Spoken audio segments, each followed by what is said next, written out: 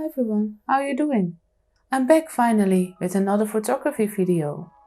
I really like dark and moody pictures, and that's exactly what we're gonna do today with some black botanical macro photos.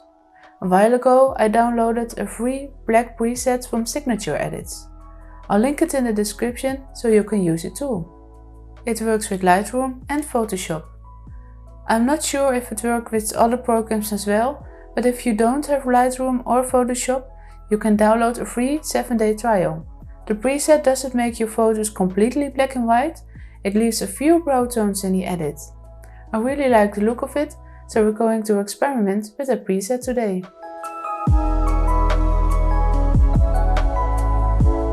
The idea that I had in mind is a bunch of photos with quite a small depth of field. So I used my 15mm lens for this with a macro extension tube. Both the extension tubes and the 15mm lens are fairly inexpensive additions to your gear, and they can be useful in many situations. The lens can handle an aperture of f1.8, so you can get very dreamy pictures with a blurry background.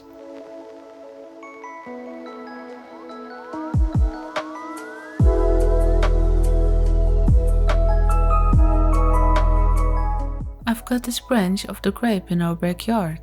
Grapevines have those beautiful, unique and interesting shaped bits on them, making them perfect subjects for macro photography. To get the curly section loose from the backdrop, I rested the branch on some other stuff just outside my picture frame.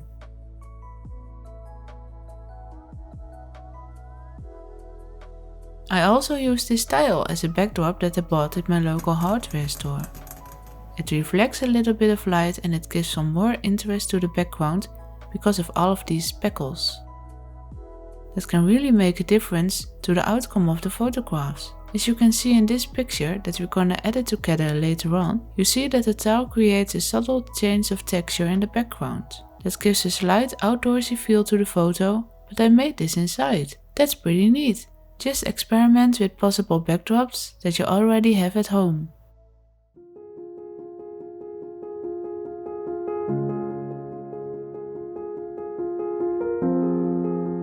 For these photos, I use nothing else than the natural light that's coming through my window on the other end of my studio space. It's lovely soft light, and if needed I can direct it with some black paper to block some of it. I also use a curly vine for this hydrangea piece so it can stand upright on its own. And then it's just a matter of rotating and to find the composition that you like. Also, with such a wide aperture and small depth of field, you have to think about where you want to focus in the picture. What parts of the subject do you want to emphasize? With botanical pictures, it might be a nice abstract shape or an interesting texture.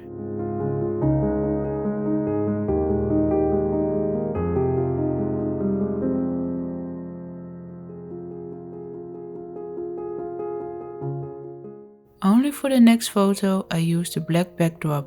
I wanted this eucalyptus branch surrounded by black with only a subtle hint of color in the leaves. I turned down the aperture slightly just to get a little bit more depth of field. In the editing process I turned the photo upside down. I really love the thin brown edge on the black leaves.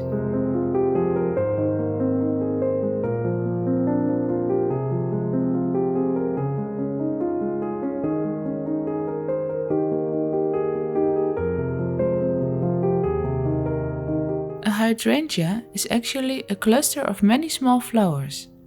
I just picked one of the dried flowers that I liked. I hold it with a clamp just outside my picture frame.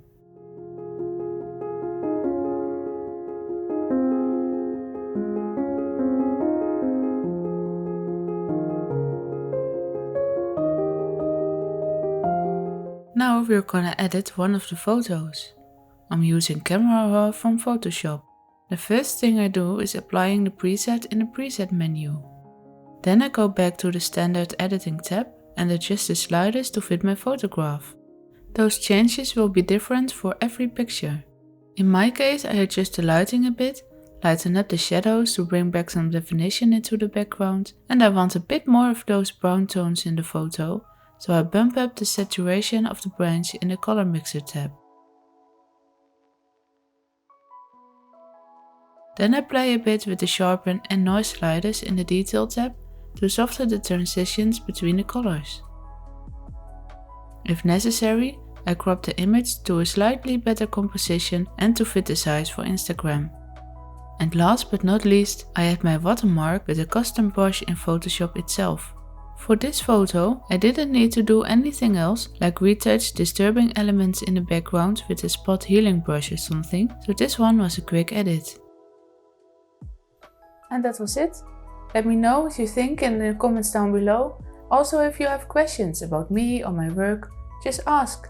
I'll try to reply to everyone. And of course, have fun creating. Have a nice day. Until next time.